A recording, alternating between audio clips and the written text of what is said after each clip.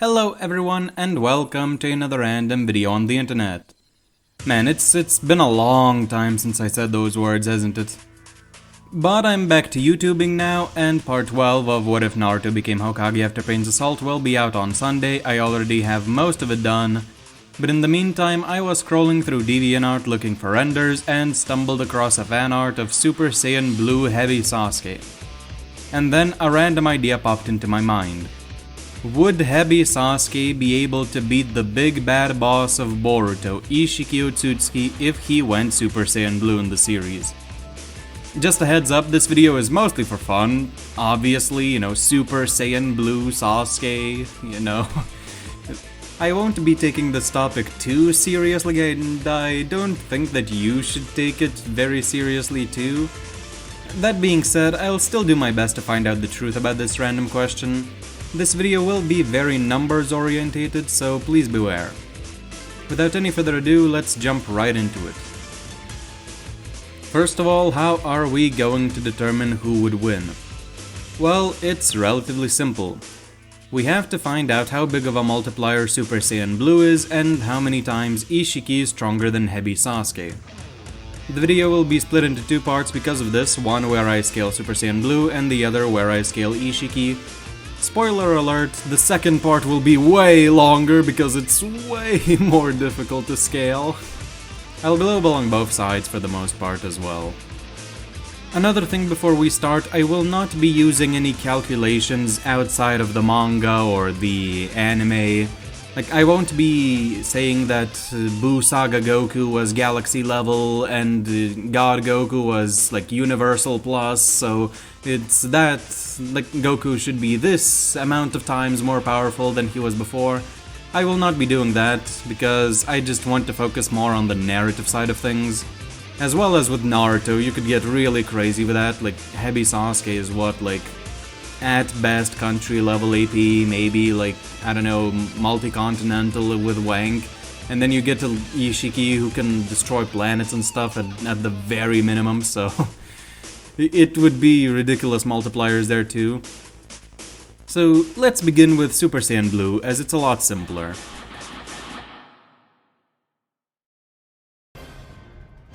There are multiple ways to scale Super Saiyan Blue, and they all begin with scaling Super Saiyan God first. The one that I'll be using for this video is a method that a YouTuber by the name of Karthu uses.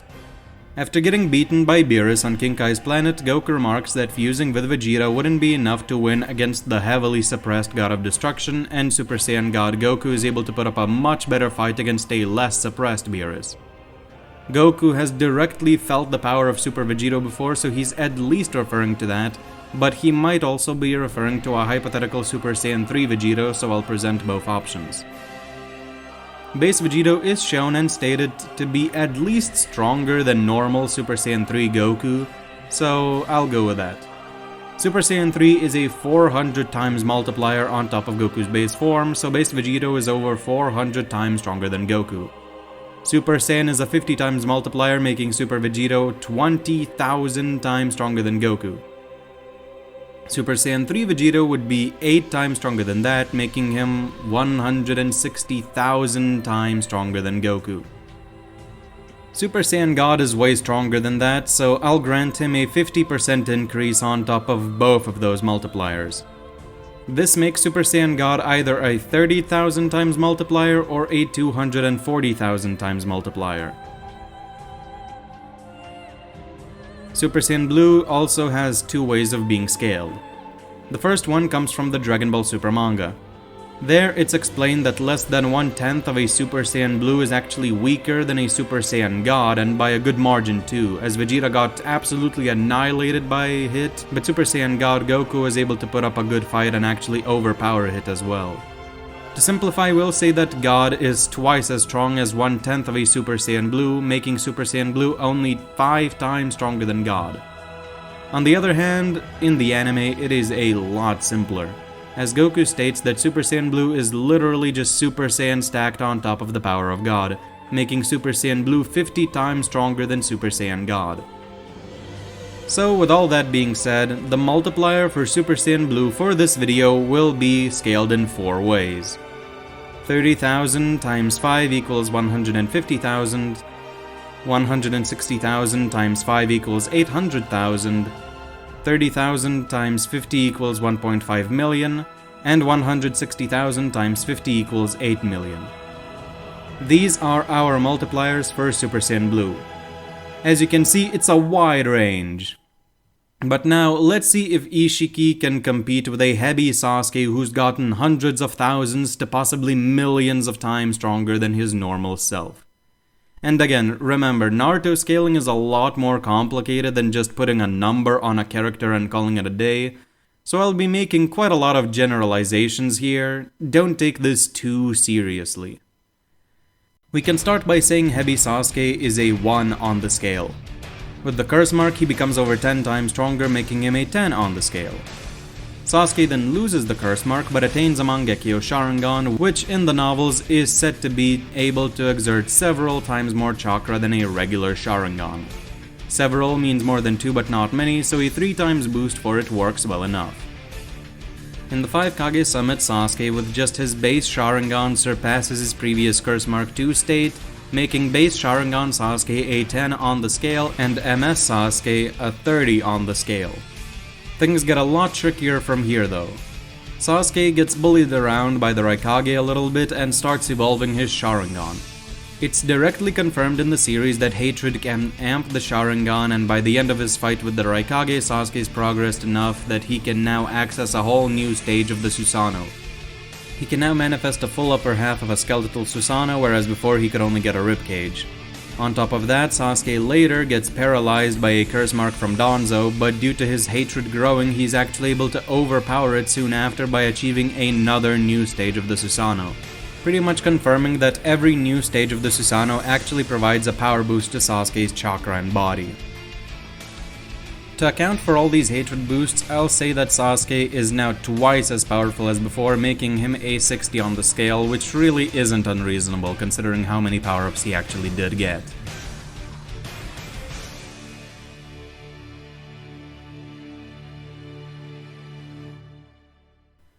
MS Sasuke by now should be able to comfortably beat up the Raikage as he's received multiple power boosts. He should rival KCM1 Naruto as well, as Naruto himself confirms that he'll need 9 Tails chakra to face this version of Sasuke. KCM Naruto actually has a calc that would make him 72 times faster than the Raikage, but that's really out there and I don't believe for a second that Kishimoto actually intended Naruto to be that much faster than A, so I will be ignoring it. KCM1 Naruto and Danzo fight Sasuke should also be relative, as they're both able to combat and defeat the Raikage, and it's also backed up by that Naruto statement I talked about earlier.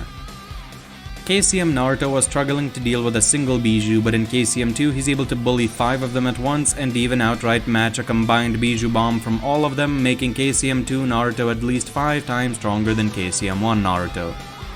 KCM Naruto is a 60 on the scale because he is relative to MS Sasuke, so KCM2 Naruto should be a 300 on the scale.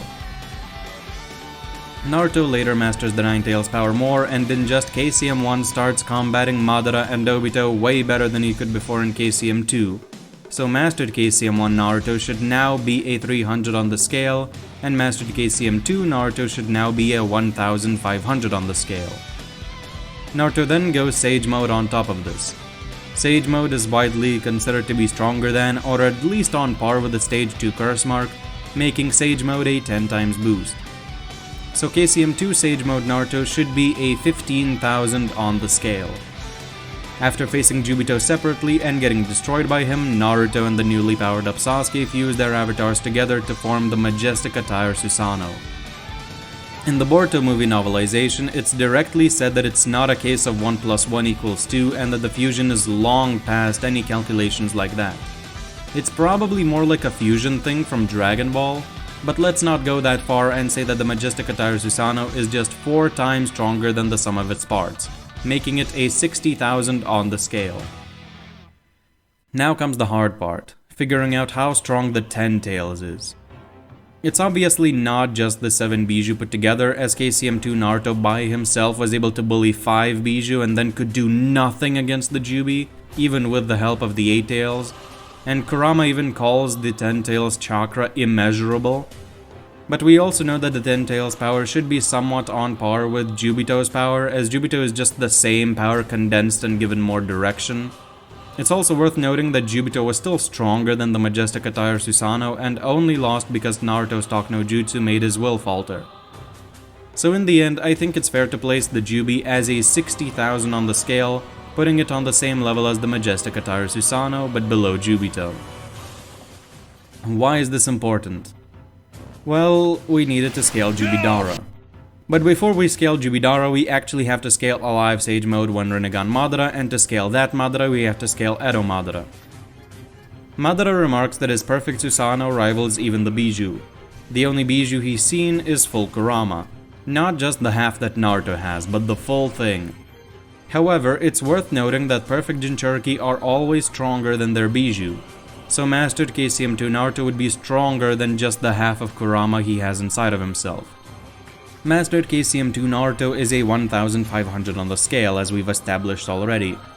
Since there's literally no way to determine how much more powerful a perfect Jinchuriki is than its Bijou, I'll just say that half of Kurama would be 20% weaker and place him at 1200 on the scale. Full Kurama would then be at 2400 on the scale, and Edo Madara's perfect Susanoo would go there as well. Madara then gets revived, and Hashirama confirms that Madara is regaining his former strength, meaning blind alive Madara is physically stronger than Edo Madara was, but since there is no way to determine by how much, I will not be granting Madara any boost from this. Madara then gets access to Hashirama Sage Mode, which is a 10 times boost as we've established before, making Alive Blind Sage Mode Madara a 24,000 on the scale. By getting a Rinnegan, Madara would get a lot stronger, but there's no way to tell how much. Now we have to scale the second Jubi. This 10 tails has the 8 tails and half of the 9 tails inside of it, so it would be way stronger than the first Jubi was. In order to figure out how strong this Jubi would be, we have to figure out how strong Kurama and Gyuki are compared to the other Bijou. With Kurama, it's pretty simple. Perfect Jinchuriki Naruto took on 5 Bijou at once, so to get half of Kurama we have to apply that same 20% debuff I applied before, making Kurama as strong as 4 Bijou. For Gyuki, I'll just say he's twice as strong as the regular Bijou since he can consistently brawl with a couple of them at the same time, and he can also combo with Kurama. So the first Jubi had 7 Bijou inside of it. The second Jubi has those same 7 Bijou, plus 2 Bijou's worth of power from the 8 tails, and 4 Bijou's worth of power from the 9 tails. In total, the second Jubi has 13 Bijou's worth of power, while the first one only has 7, making the second Jubi around 1.85 times stronger than the first one. The first Jubi is a 60,000 on the scale, so times that by 1.85 and we get 111,000. That is the power of the second Jubi. And now we finally get to Jubidara. We'll say that Jubidara is just Madara plus the Jubi, so 24,000 plus 111,000 equals 135,000 for initial one-eye Jubidara. Jubidara then gets wrecked by Naruto and resorts to absorbing the God tree that Jubito grew. God trees grow from Jubi, and Obito grew that specific God tree, meaning that the God tree might have as much raw chakra as the 10 tails that Obito had. This is kind of headcanon, but it is somewhat supported by the manga and the anime, since the 10 tails is literally what grows the God tree. It's literally confirmed that the God tree grows out of the 10 tails. And I've already lowballed Madara enough by not granting him any Rinnegan boost or any boost from coming back to life, so I think it's fair to grant Madara this power-up, especially since he was freaking out at Naruto's power before he absorbed the God tree, but afterwards he was entirely confident in his victory against Naruto after absorbing the God tree, signifying that it was indeed a large increase. So Jubidara plus the God tree would be 135,000 plus 60,000, which would make Jubidara with the God tree absorbed a 195,000 on the scale, which actually puts him ahead of the low-balled Super Saiyan Blue Hebi Sasuke. But let's see if Isshiki's power could overcome the more high-balled versions. Naruto and Sasuke are both able to comfortably outmatch this Jubidara, and even after Jubidara gets another Rinnegan, Naruto is still relative to him physically. Jubidara then attains the Rinne Sharingan, but again, since there is no way to tell exactly how big the boost is, I won't count it. Actually, no, I'll give Jubidara a very small boost and round his power up to 200,000 on the scale for a cleaner calculation going forward. Now we get to Kaguya. As soon as the transformation begins, Naruto says what incredible chakra and later confirms that the chakra flowing into Kaguya is way stronger than the Ten Tails. And it's just early on in the transformation. Madara later expands to the point that Sasuke thinks he's about to explode. Sasuke later says that Kaguya's chakra is far greater than Madara's and that he can't even believe that a person like this actually exists. It's also worth noting that Naruto and Sasuke were facing Jubidara confidently, but as soon as Kaguya appears, they both start sweating and clearly look more distressed than when they fought Madara. This is also supported by the fact that Naruto's shadow clones can combat Madara's limbo with a moderate difficulty, meanwhile Kaguya can easily tear apart Sasuke's perfect Susanoo, clearly showing the gap between Madara and herself. With all this established, I think it's fair to say that Kaguya is at least twice as strong as peak Jubidara, placing her at a 400,000 on the scale.